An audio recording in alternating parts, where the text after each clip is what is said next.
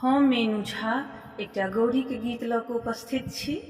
कोशिश करै छी अपने लोकनिके नीक लागय। धन्यवाद। जय मिथिला, जय मैथिली।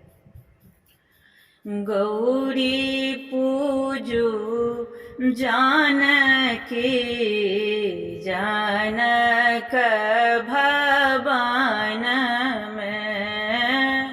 गौरी पूजू जानकी, जानक भवन में।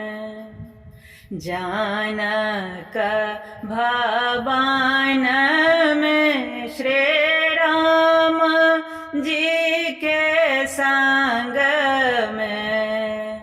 जानक भवन में श्री राम जी के संग में। गौरी पूजू जानकी, जानक भवन में।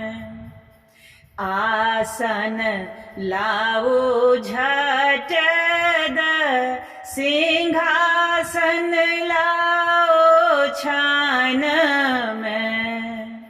आसन लाओ झट द, सिंहासन लाओ छान में।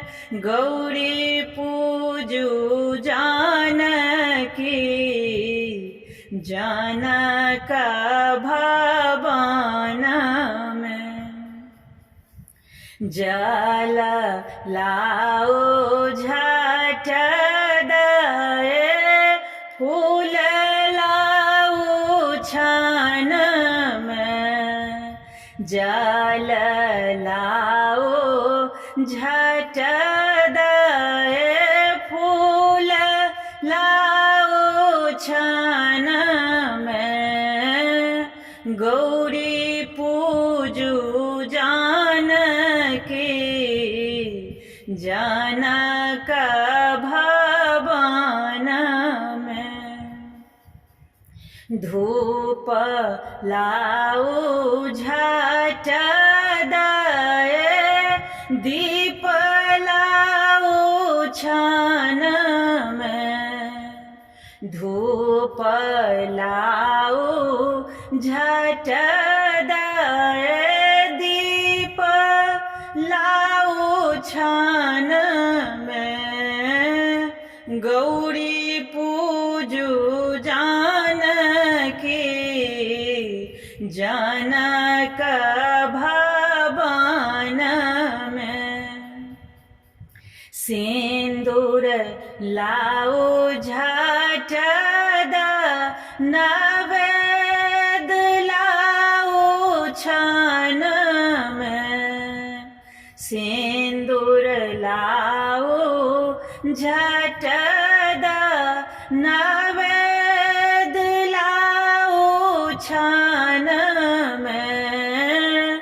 गौरी पूजू जानकी, जानक भवन में। गौरी पूजू जानकी, जानक भवन में।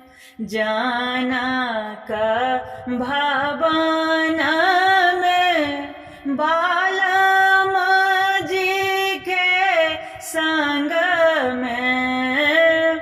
गौरी पूजू जानकी, जानक भवन